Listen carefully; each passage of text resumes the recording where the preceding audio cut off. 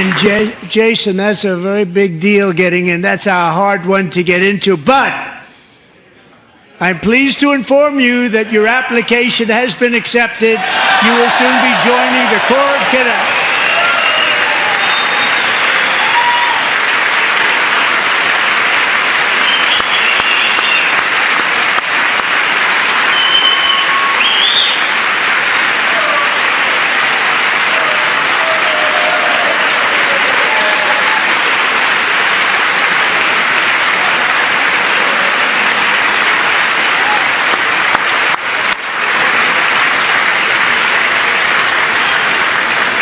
Thank you. Jason, you're going to be on the lone gray line, Jason. As Commander-in-Chief, my focus is on building the most powerful military of the future. As a first step, I'm asking Congress to fund a state-of-the-art Golden Dome missile defense shield to protect our homeland, all made in the USA.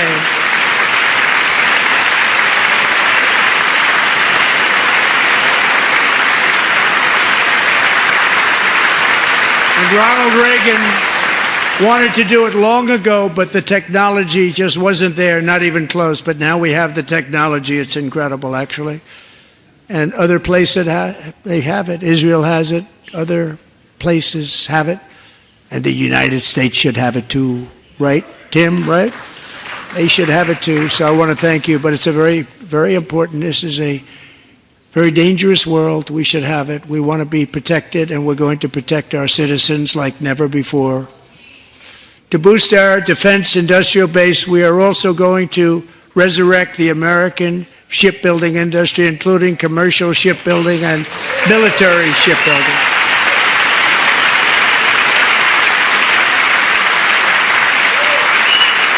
And for that purpose, I am announcing tonight that we will create a new Office of Shipbuilding in the White House and offer special tax incentives to bring this industry home to America where it belongs. We used to make so many ships.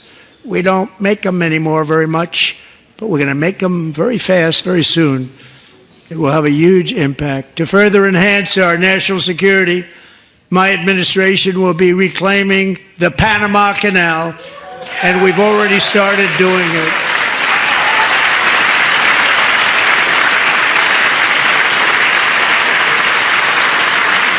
Just today, a large American company announced they are buying both ports around the Panama Canal and lots of other things having to do with the Panama Canal and a couple of other canals. The Panama Canal was built by Americans for Americans, not for others, but others could use it. But it was built at tremendous cost of American blood and treasure. 38,000 workers died building the Panama Canal. They died of malaria. They died of snake bites and mosquitoes. Not a nice place to work. They paid them very highly to go there, knowing there was a 25% chance that they would die. The most expensive project also that was ever built in our country's history, if you bring it up to modern day costs. It was given away by the Carter administration for $1. But that agreement has been violated very severely. We didn't give it to China. We gave it to Panama, and we're taking it back.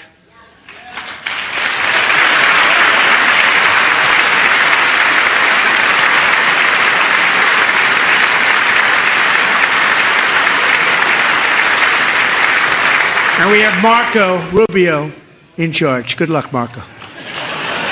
Now, we know who to blame if anything goes wrong. Marco's been amazing, and he's going to do a great job. Think of it, he got 100 votes. You know, he was approved with actually 99, but the 100th was this gentleman, and I feel very certain. So let's assume he got 100 votes, and I'm either very, very happy about that, or I'm very concerned about it. But he's already proven. I mean, he's a great gentleman. He's respected by everybody, and we appreciate you voting for Marco. He's going to do a fantastic job. Thank you. Thank you.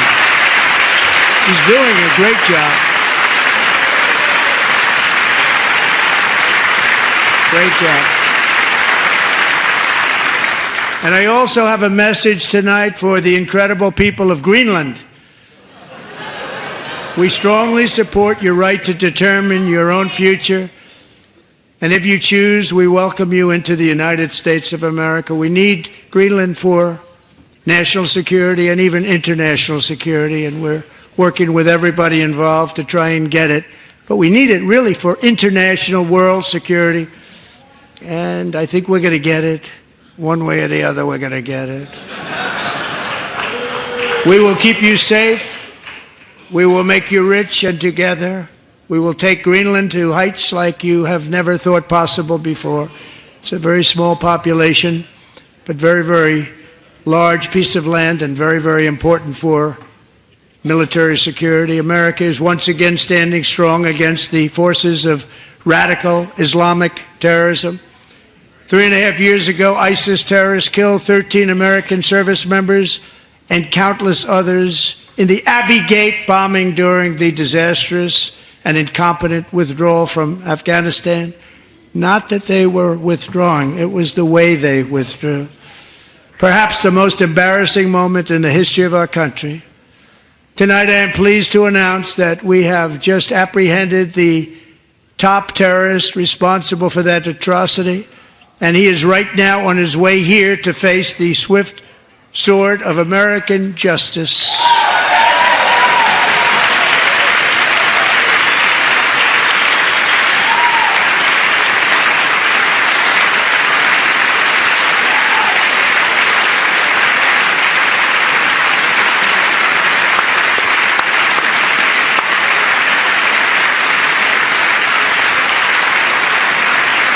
And I want to thank especially the government of Pakistan for helping arrest this monster.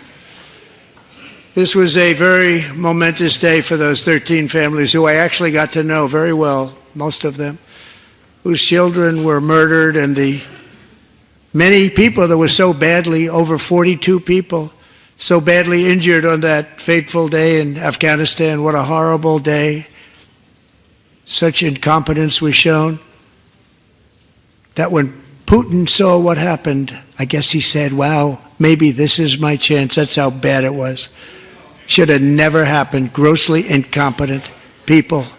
I spoke to many of the parents and loved ones, and they're all in our hearts tonight. Just spoke to them on the phone. We had a big call.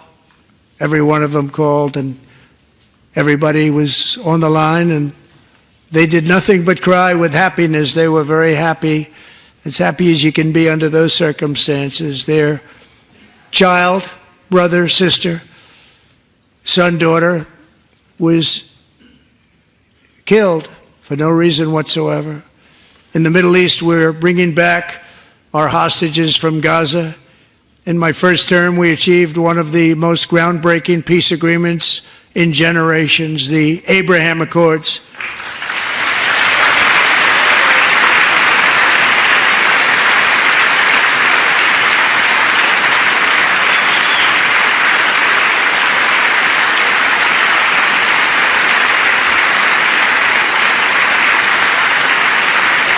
And now we're going to build on that foundation to create a more peaceful and prosperous future for the entire region. A lot of things are happening in the Middle East. People have been talking about that so much lately with everything going on with Ukraine and Russia.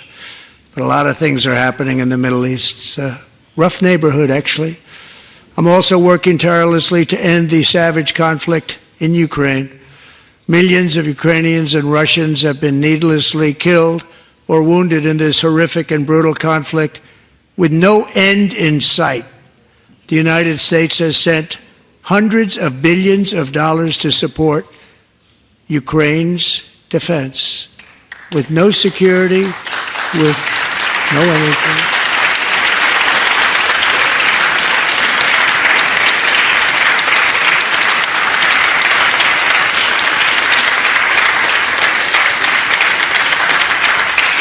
Do you want to keep it going for another 5 years? Yeah, you would say Pocahontas says yes.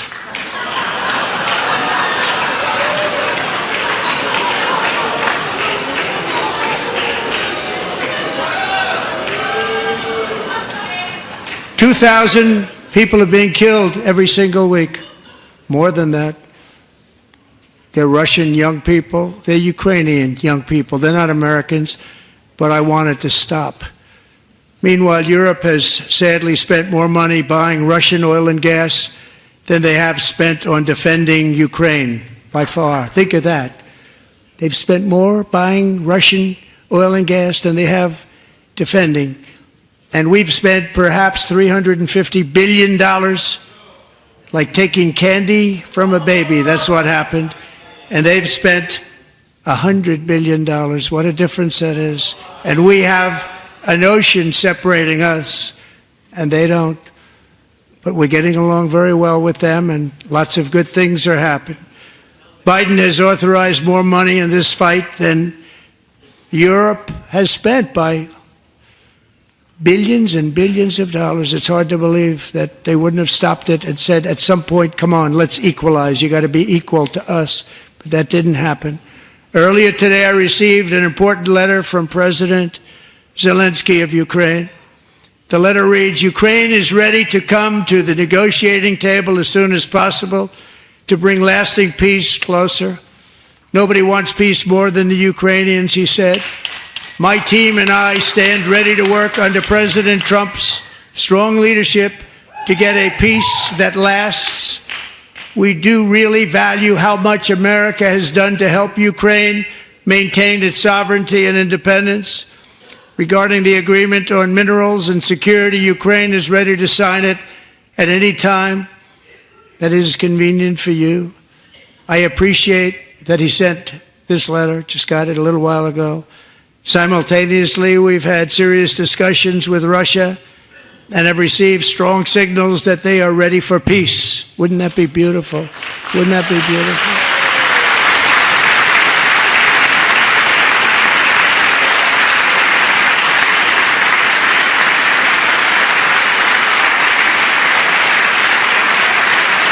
Wouldn't that be beautiful?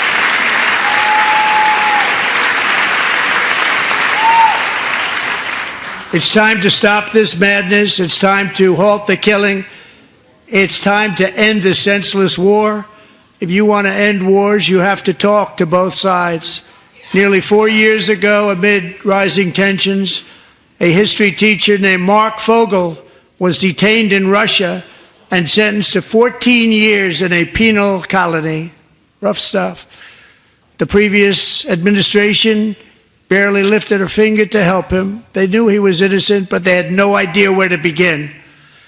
But last summer, I promised his 95-year-old mother, Malphine, that we would bring her boy safely back home.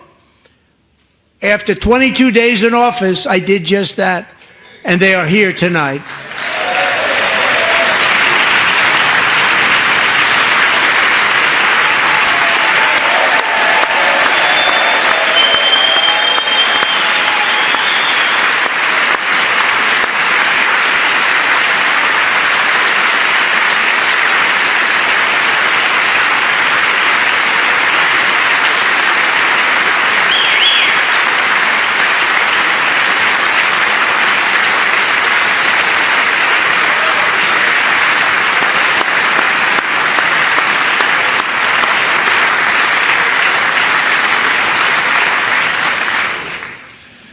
To Mark and his great mom, we are delighted to have you safe and sound and with us.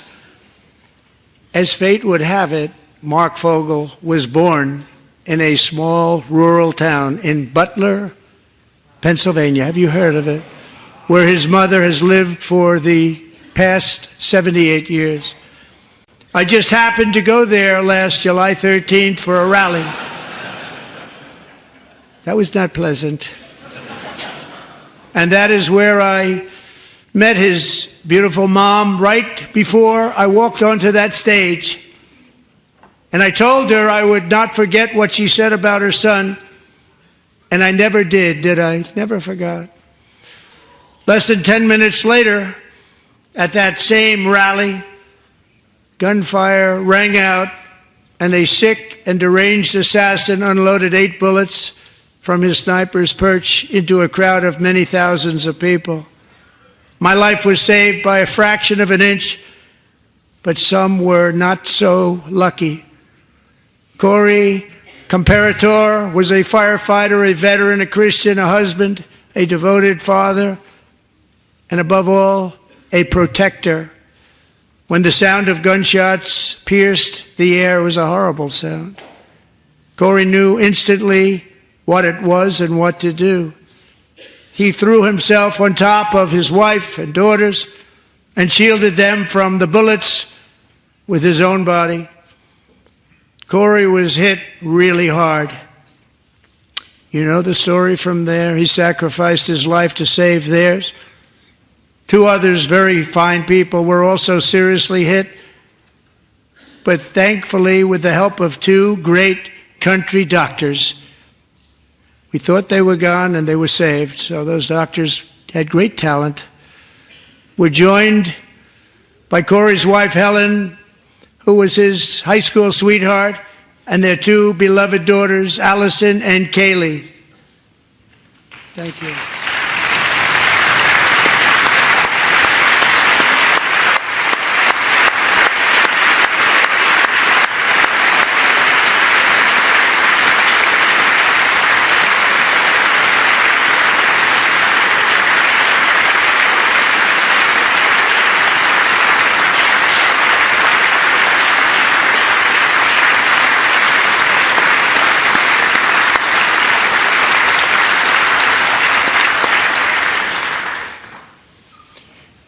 To Helen, Allison, and Kaylee, Corey is looking down on his three beautiful ladies right now, and he is cheering you on. He loves you. He is cheering you on. Corey was taken from us much too soon, but his destiny was to leave us all with a shining example of the selfless devotion of a true American patriot. It was love like Corey's that built our country, and it's love like Corey's that is going to make our country more majestic than ever before. I believe that my life was saved that day in Butler for a very good reason. I was saved by God to make America great again. I believe that.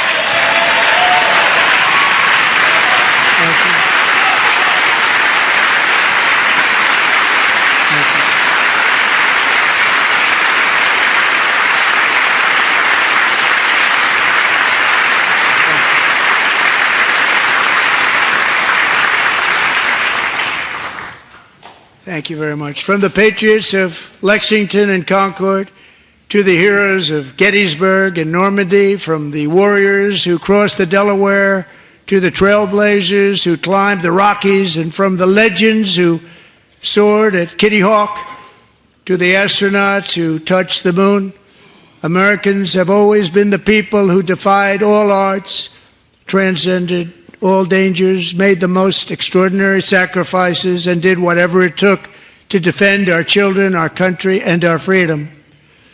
And as we have seen in this chamber tonight, that same strength, faith, love, and spirit is still alive and thriving in the hearts of the American people. Despite the best efforts of those who would try to censor us, silence us, break us, destroy us, Americans are today a proud, free, sovereign, and independent nation that will always be free, and we will fight for it till death. We will never let anything happen to our beloved country, because we are a country of doers, dreamers, fighters, and survivors. Our ancestors crossed a vast ocean, strode into the unknown wilderness, and carved their fortunes from the rock and soil of a perilous and very dangerous frontier. They chased our destiny across a boundless continent. They built the railroads, laid the highways, and graced the world with American marvels like the Empire State Building, the mighty Hoover Dam, and the towering Golden Gate Bridge.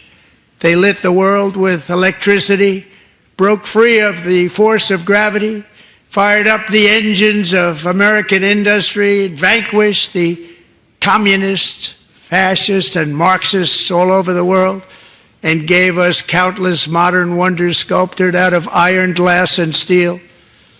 We stand on the shoulders of these pioneers who won and built the modern age, these workers who poured their sweat into the skylines of our cities, These warriors who shed their blood on fields of battle and gave everything they had for our rights and for our freedom.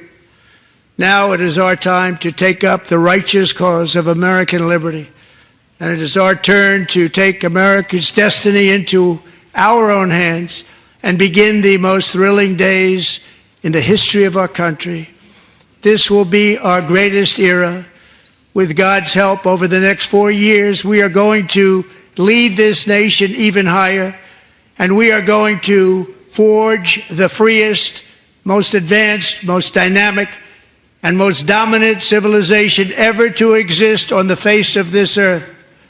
We are going to create the highest quality of life, build the safest and wealthiest and healthiest and most vital communities anywhere in the world.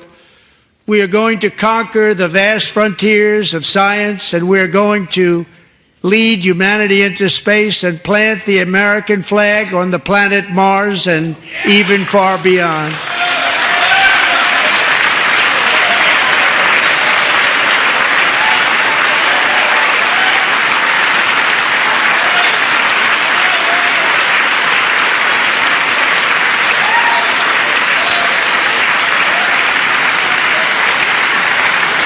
And through it all, we are going to rediscover the unstoppable power of the American spirit. And we are going to renew unlimited promise of the American dream. Every single day we will stand up and we will fight, fight, fight for the country our citizens believe in and for the country our people deserve.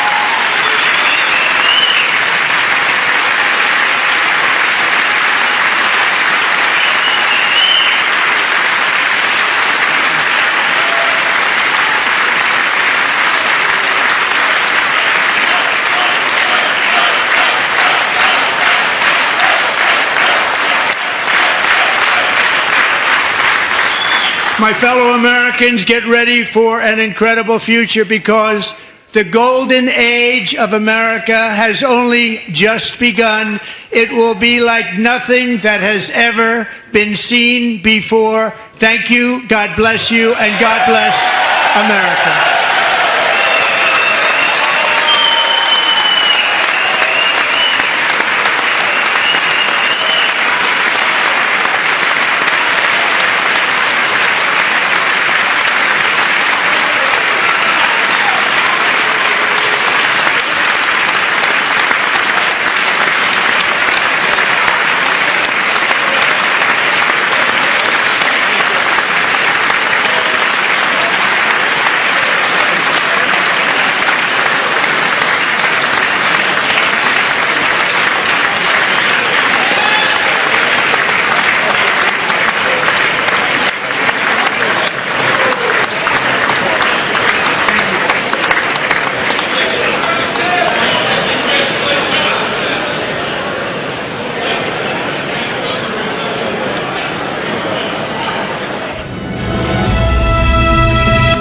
और आप कोई फर्क नहीं है हमें। 6 needed of the last ball.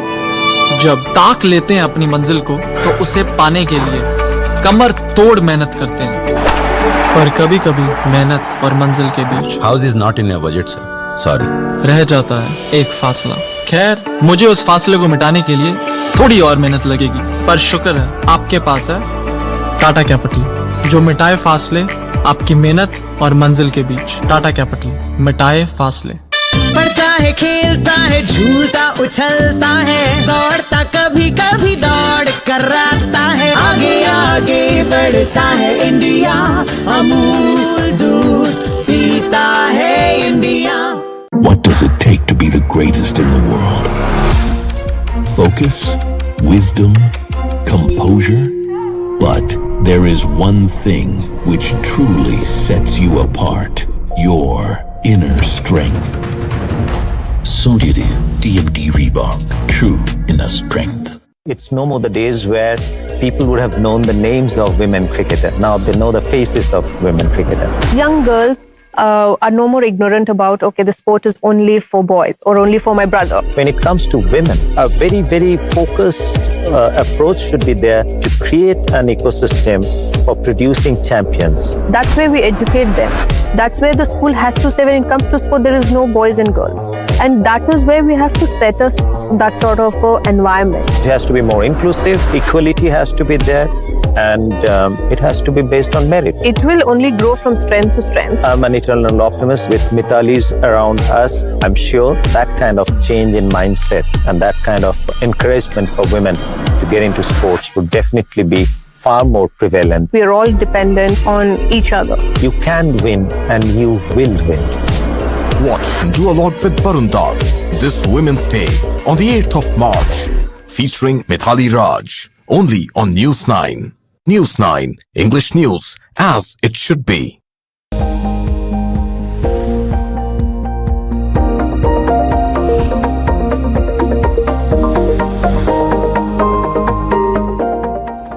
Hello and welcome. You're watching Morning Brief at 9. I'm Shweta Kothari. US President Donald Trump has delivered his first address to the Congress since returning to power in the United States. Donald Trump reaffirmed his commitment to tough trade policies, declaring that reciprocal tariffs will take into effect on 2nd of April. He said, and I quote, "Whatever they tariff us, we will tariff them."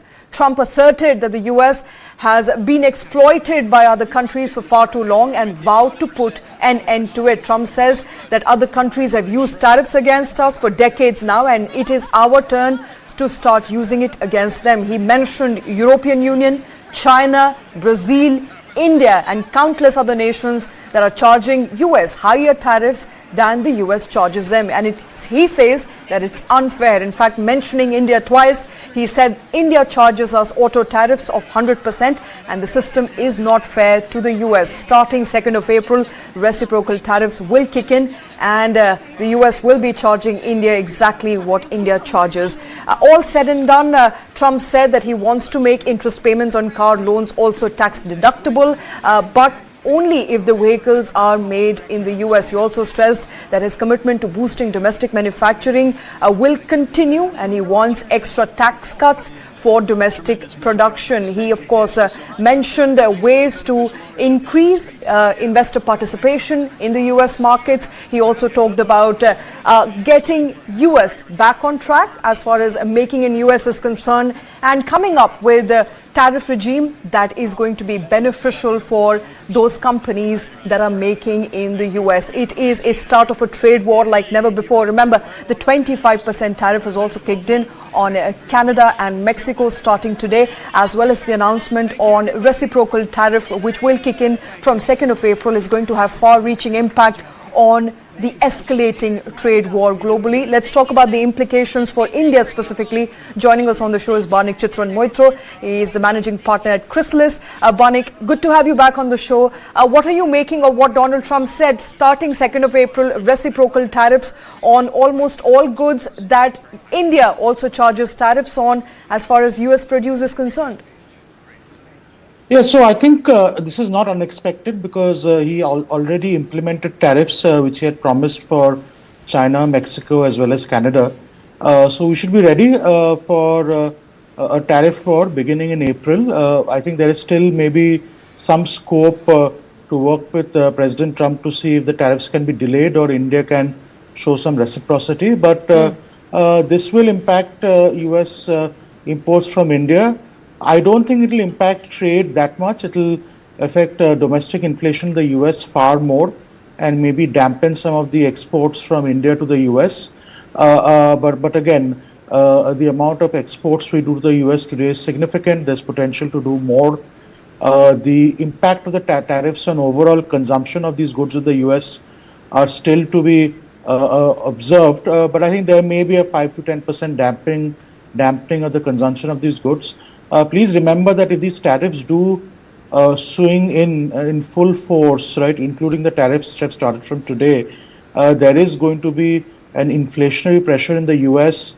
There will be a pressure on reducing consumer demand in the US, which will have broader implications of fundamental demand of goods and services which countries like the US import from India and other countries. So again, all in all, I think it's choppy waters for countries like India, but also more importantly for countries like the US, where there will be some knock-on effects on the economy, and we are beginning to see with the way markets have reacted to the first round of tariffs Absolutely. which were imposed today. You know, you're right. And let's take a look at the markets now. Markets, in fact, are opening in the red, quite surprisingly there. We'll pull out those markets on our screens right now. But both Nifty and SENSEX seem to have priced in some of those retaliatory tariffs. And the markets, of course, was anticipating it. And on your screens right now, Nifty starting the day off on a positive note, up 0.5%, just over that 22,100 mark at 22,182. Sensex up 0.5% again at 73,392. Mid cap and small cap also up about 1%. Mid cap up 0.98% at 48,476, and small cap just over 1% at 14,915. India VIX, the volatility index, is also up, but slightly higher, 1% at 13.68. So all in all, it does look like markets are reacting positively, so as to say that they have priced in some of those reciprocal tariffs. And you mentioned that the impact on US perhaps will be far greater than that on India, and that is because this could mean that everything that India exports to the US, including agri-produce, will now be more expensive for US consumers. Yeah, I think on the point of markets, I think you should look at the way the US markets have responded to the announcement of tariffs. In general, there has been a 1 to 1.5% shedding across the board from indices like the Dow Jones. Auto makers have got hit badly in the US because they have significant supply chains in Mexico. Retailers like Target, Walmart, and even Best Buy have got affected. So I think the impact in the US stock markets are far pronounced. I think the Indian stock markets, I would wait and watch. The markets have just opened. There has been a sustained run of losses over the last week or 10 days. So there may be some buying into the dip. But again, I would not just conclude that the markets have opened positively, but I would say the markets remain flat. And maybe as the entire speech gets analyzed in more detail, you will see further more reactions of the market. But again, I think there are broader implications which are still to be thought of. I think this will affect the global economy. Economists are projecting that this could actually create a downside to global GDP growth scenarios of up to 0.2 to 0.3%.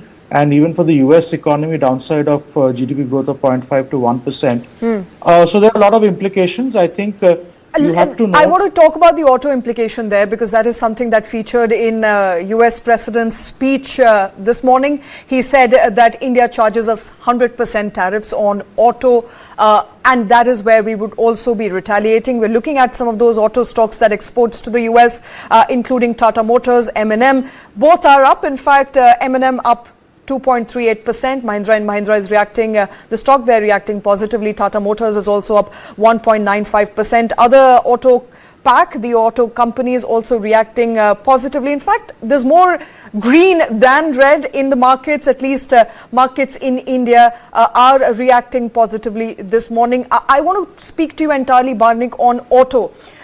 Any impact therein that you're expecting, at least as far as those companies that export to the US as far as auto is concerned?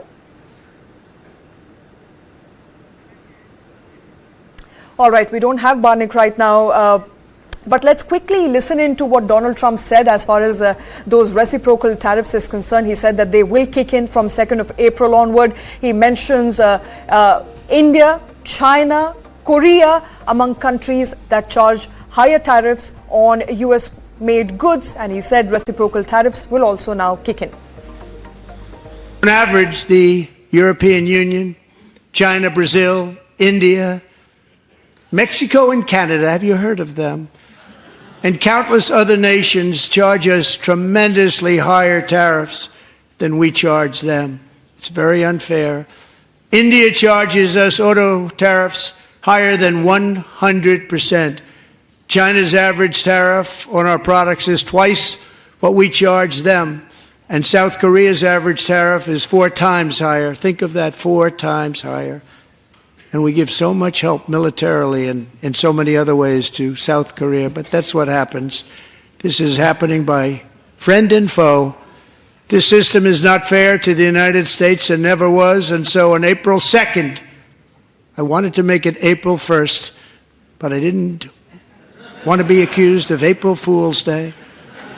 That's not, just one day was cost us a lot of money. But we're going to do it in April. I'm a very superstitious person.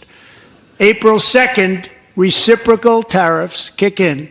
And whatever they tariff us, other countries, we will tariff them. That's reciprocal, back and forth. Whatever they tax us, we will tax them. If they do non-monetary tariffs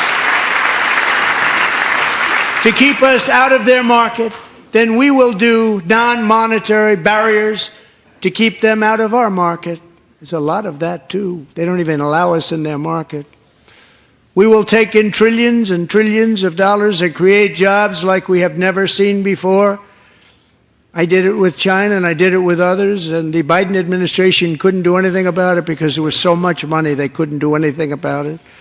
We have been ripped off for decades by nearly every country on earth, and we will not let that happen any longer. All right, Donald Trump there reaffirming his commitment to tough trade policies, declaring that reciprocal tariffs will take into effect on 2nd of April. Let's talk the impact that U.S. markets are likely to have. Banik Chitran Moitro continues to be with us on the show. Banik, we were talking about the impact on the U.S. economy, and I want to understand from you at this point in time, given that these tariffs are likely to impact U.S. economy more than they will impact India, at least in the interim. What sort of impact are we looking at as far as bond yields is concerned? And will FIIs now start coming back to India? Are we looking at a trend reversal going forward, given that, you know, the possibility of these tariffs inducing inflation in the U.S. are far higher now? Yeah, so I think it's surprising that the impact will be quite different from what people will expect, right? Two things are going to happen, right? There is expectation of inflationary pressures because consumer pricing will increase across several sectors, notably grocery and consumables. If you look at the US is in the midst of an unprecedented egg crisis, which has got, I think, precipitated by the avian flu crisis. But across the board, grocery prices have not tempered. In general, you are seeing that the yields on US Treasury have actually inched up. The 10-year yields are up by around 5 to 7 basis points. What is actually happening as a result of the Treasury yields, actually more money is flowing back into the US and the US dollar is strengthening. So while inflation will be up, I think there is going to be this impact of the dollar strengthening, and this is mostly to do with the fact that dollar is the reserve currency. If you are getting decent yields, even in the medium term or the long term from US dollar, a lot of FII money will flow back into US Treasury, and I do expect that that money will not come to emerging markets given the risk profile. So again, all in all, it's not a positive news that the US economy will do slightly worse, inflation will pick up, GDP growth will slow down. Okay. But I think just the fact that yields will rise and the dollar will strengthen will just mean that more capital will get cornered by US Treasuries, which is what you will see, and you can see the Treasury yields also inching up based on some of this uncertainty. All right, so no chance there of FIIs coming back to India. Treasury yields likely to inch up as a result of this uncertainty, given that dollar is a reserve currency in use globally. I also want to understand from you, pivoting away from US specifically to the impact on North America, including Mexico and Canada. Canada has already announced retaliatory tariffs up to 25%, 15%, I beg your pardon. And Mexico says that tariffs will come in by this weekend. So hopefully by Sunday, there will be some announcement there. How does this exacerbate really the trade war that we're looking at? And what's the impact that you're looking at on global economy or as a result of this trade war?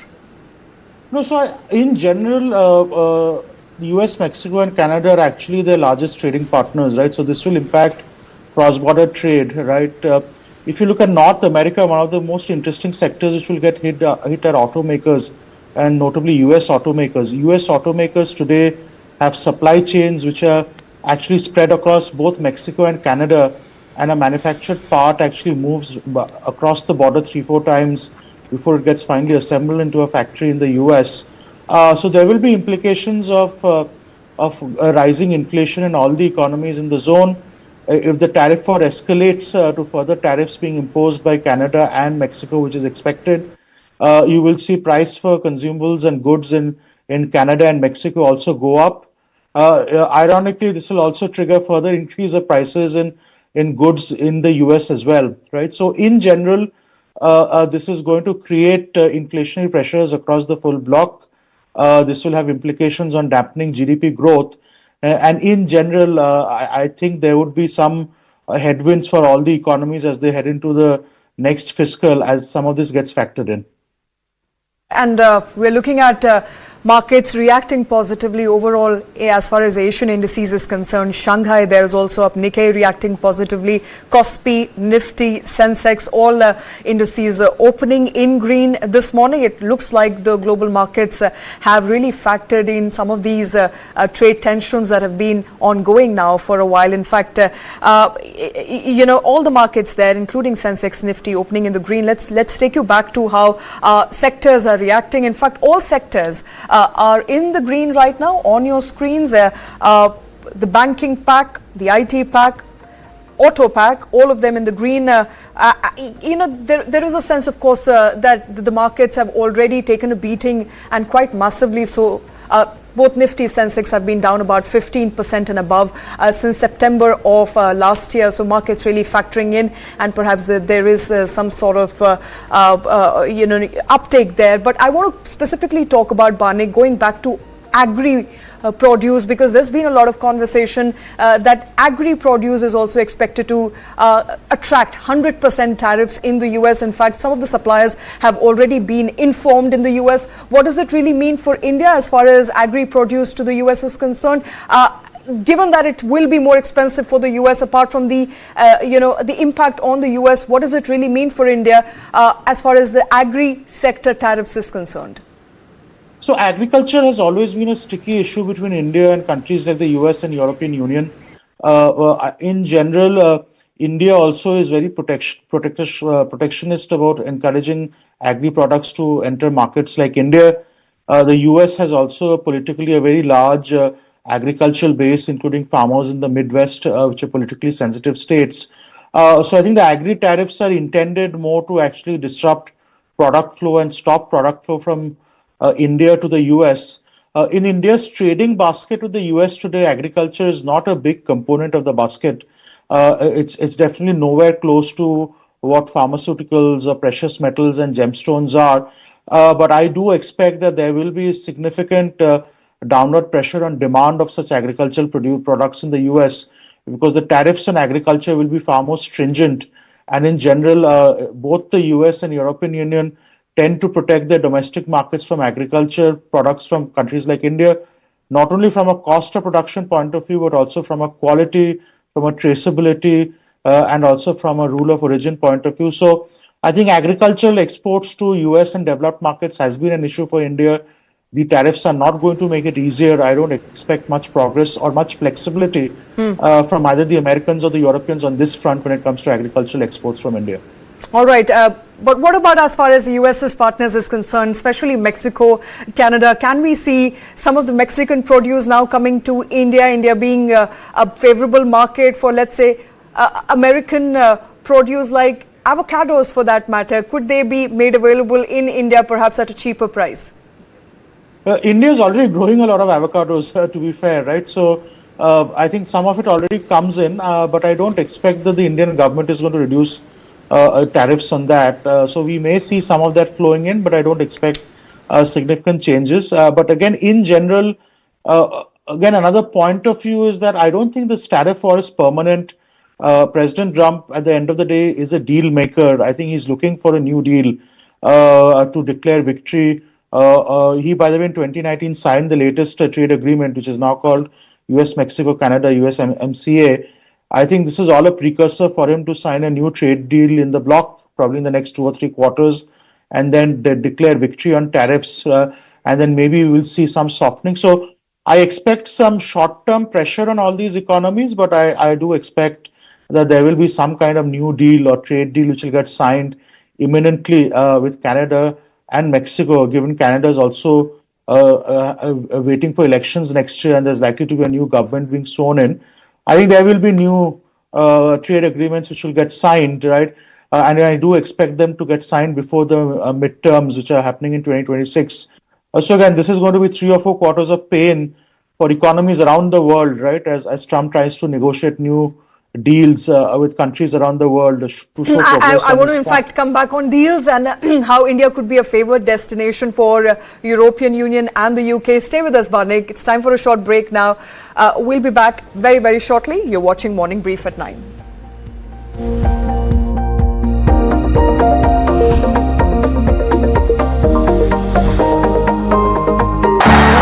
मैं और आप एक जैसे ही तो हैं। एक बार मंजिल दिख जाए One shot of a century. तो उसे पाने के लिए हम अपने कदमों को नहीं रोकते। That looks out. पर कभी कभी मेहनत और मंजिल के बीच रह जाता है एक फासला। खैर, मुझे उस फासले को मिटाने के लिए थोड़ी और मेहनत लगेगी, पर शुक्र है आपके पास है टाटा कैपिटल, जो मिटाए फासले आपकी मेहनत और मंजिल के बीच। टाटा कैपिटल, मिटाए फासले। What does it take to be the greatest in the world? Speed, talent, commitment. But there is one thing which truly sets you apart. Your inner strength. Sunjiru DMD Reebok, true inner strength.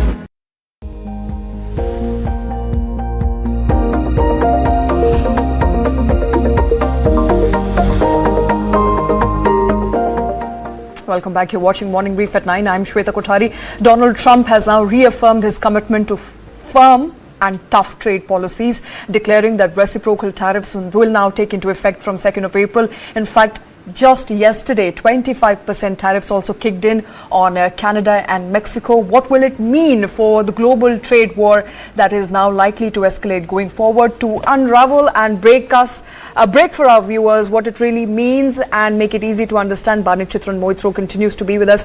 Banik, before we move on to other announcements that Donald Trump really made, I think an important levy that will also be put into place would be in terms of tariffs on metals, including steel and aluminium, which will also kick in March. So what does that really mean? Apart from the agri-produce, metals are also likely to face an extensive levy of 25%. Are we looking at more dumping in India?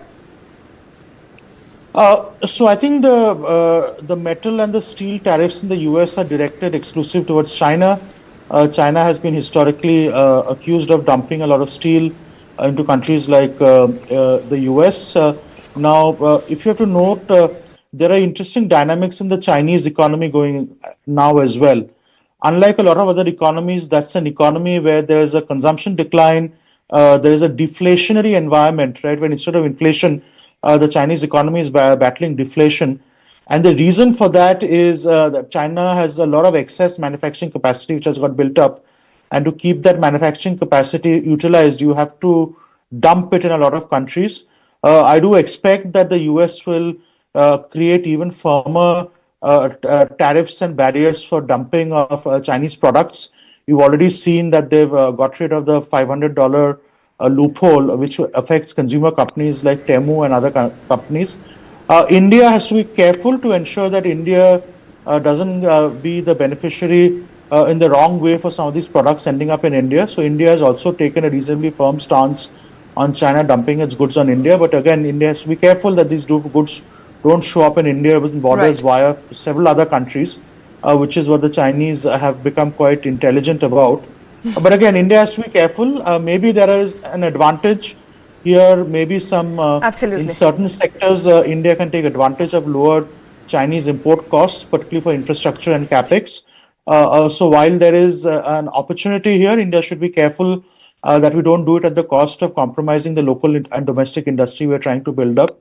But again, China is at significant overcapacity compared to their domestic demand, and there are going to be firmer tariffs or trade barriers for them importing or exporting this to the US. Right. And so India, India is in fact Maybe an prepared to ensure that there is no dumping here, at least on Indian soil. Barnik, I think it's an endless conversation. It's going to be a day of conversations as far as tariffs is concerned, but unfortunately, we have run out of time on this show. Thank you very much for taking time and for joining us here on News 9. But that's all we have on Morning Brief at 9. News and updates will continue on the other side.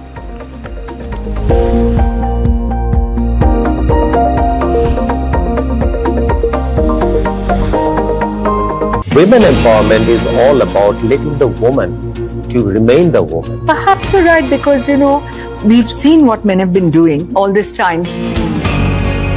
I think we are not nurturing and leveraging 50% of our strength, which are the women. For an educated lady, even today, the problem comes when she becomes a mother. If the world starts getting women led, I think a lot of things will